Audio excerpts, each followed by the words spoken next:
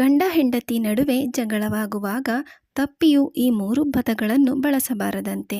ನಮಸ್ಕಾರ ಸ್ನೇಹಿತರೆ, ನಿಮ್ಮೆಲ್ಲರಿಗೂ ಸಾವಿರ ಕನಸು ಯೂಟ್ಯೂಬ್ ಚಾನಲ್ಗೆ ಸ್ವಾಗತ. ಇವತ್ತಿನ ವಿಡಿಯೋದಲ್ಲಿ ಗಂಡ ಹೆಂಡತಿ ಜಗಳವಾಡುವಾಗ ಅಪ್ಪಿತಪ್ಪಿ ಕೂಡ ಈ ಕೆಲವು ಪದಗಳನ್ನು ಬಳಸಬಾರದು ಎಂದು ತಿಳಿಸಿಕೊಡ್ತಾ ಇದ್ದೀನಿ. ಯಾರೆಲ್ಲ ಈ ವಿಡಿಯೋ ನೋಡ್ತಾ ಇದ್ದೀರಾ, ಈ ವಿಡಿಯೋನ ಕೊನೆ ತನಕ ನೋಡಿ. ಹಾಗೆ ಸಬ್ಸ್ಕ್ರೈಬ್ ಆಗಿಲ್ಲ ಅಂದರೆ ಈಗಲೇ ಸಬ್ಸ್ಕ್ರೈಬ್ ಆಗಿ. ಬನ್ನಿ ಇವತ್ತಿನ ವಿಡಿಯೋವನ್ನು ಸ್ಟಾರ್ಟ್ ಮಾಡೋಣ. ಪ್ರತಿ ಪತಿ ಪತ್ನಿಯರ ನಡುವೆ ಒಂದಲ್ಲ ಒಂದು ವಿಷಯಕ್ಕೆ ಜಗಳಗಳಾಗುವುದು ಸಾಮಾನ್ಯ.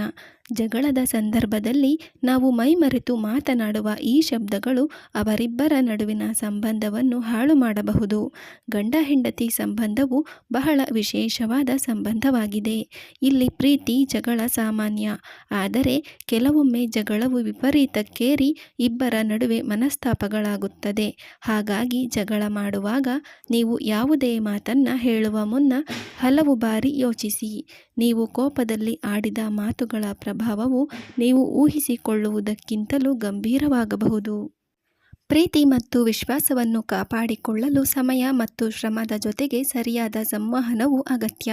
ಸಾಮಾನ್ಯವಾಗಿ ದಂಪತಿಗಳು ತಮ್ಮ ಸಂಗಾತಿಯ ಮುಂದೆ ಯಾವುದೇ ಪದವನ್ನು ತುಂಬ ಸಾಮಾನ್ಯ ರೀತಿಯಲ್ಲಿ ಬಳಸುತ್ತಾರೆ.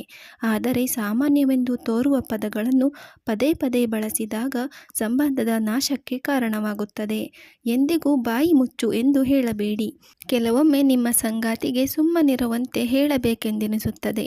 ಹಾಗಾಗಿ ಕೆಲವೊಮ್ಮೆ ಮುಚ್ಚಿಕೊಂಡಿರು ಎಂದು ಹೇಳುತ್ತೇವೆ. ಮುಚ್ಚಿ ಎಂದು ಹೇಳುವ ತಪ್ಪನ್ನು ಮಾಡದಂತೆ ಎಚ್ಚರವಹಿಸಿ. ಅದು ಅಸಭ್ಯ ಪದವಾಗಿರುವುದರಿಂದ ನೀವು ಅದನ್ನು ನಿಯಮಿತವಾಗಿ ಬಳಸಿದರೆ ಅದು ನಿಮ್ಮ ಸಂಬಂಧದ ಮೇಲೆ ನಕಾರಾತ್ಮಕ ಪರಿಣಾಮ ಬೀರುತ್ತದೆ. ಇಲ್ಲಿ ಸಂಗಾತಿಗೆ ನೀವು ಎಂದಿಗೂ ಅವನ ಮಾತನ್ನು ಕೇಳಲು ಬಯಸುವುದಿಲ್ಲ ಎಂದು ಅನಿಸಲಾರಂಭಿಸುತ್ತದೆ. ನಾನು ಬೇರೆಯಾಗಲು ಅಥವಾ ವಿಚ್ಛೇದನ ಪಡೆಯಲು ಬಯಸುತ್ತೇನೆ. ಪ್ರತಿ ಬಾರಿ ಜಗಳವಾದಾಗಲೂ ನೀವು ಪ್ರತ್ಯೇಕತೆಯ ವಿಷಯವನ್ನು ಎತ್ತುತ್ತಿದ್ದರೆ ನಿಮ್ಮ ಸಮಸ್ಯೆಗೆ ಇದು ಪರಿಹಾರವಲ್ಲ. ನೀವು ಸಂಬಂಧವನ್ನು ಕೊನೆಗೊಳಿಸಲು ಬಯಸದಿದ್ದರೂ ಅಥವಾ ಆ ರೀತಿ ಯೋಚಿಸದಿದ್ದರೂ ಸಹ ಜಗಳದ ಸಮಯದಲ್ಲಿ ಸಂಬಂಧ ಮುರಿದು ಹೋಗುವಿಕೆ ಅಥವಾ ವಿಚ್ಛೇದನದ ವಿಷಯದ ಬಗ್ಗೆ ಪದೇ ಪದೇ ಪ್ರಸ್ತಾಪವಾದಾಗ ಅದು ಹೃದಯವನ್ನು ಮುಟ್ಟುತ್ತದೆ. ಇದರಿಂದಾಗಿ ಆತ್ಮವಿಶ್ವಾಸವು ಅಲುಗಾಡಲು ಪ್ರಾರಂಭಿಸುತ್ತದೆ. ಆದ್ದರಿಂದ ಈ ತಪ್ಪನ್ನು ಎಂದಿಗೂ ಮಾಡಬೇಡಿ. ಏನೂ ಇಲ್ಲ ಎಂಬ ಸಂಕೇತ.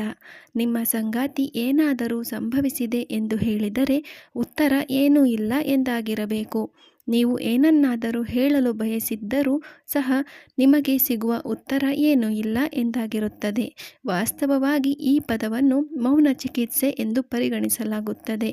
ಇದು ನಿಮ್ಮ ಸಂಗಾತಿ ನಿಮ್ಮೊಂದಿಗೆ ಮಾತನಾಡಲು ಬಯಸುತ್ತಾರೆ, ಆದರೆ ನೀವು ಹಾಗೆ ಮಾಡುತ್ತಿಲ್ಲ ಎಂದು ತೋರಿಸುತ್ತದೆ. ಅಂತಹ ಪರಿಸ್ಥಿತಿಯಲ್ಲಿ ಹೆಚ್ಚಿದ ತಪ್ಪು ಸಂವಹನವು ಸಂಬಂಧವನ್ನು ಹಾಳು ಮಾಡಬಹುದು. ಧನ್ಯವಾದಗಳು.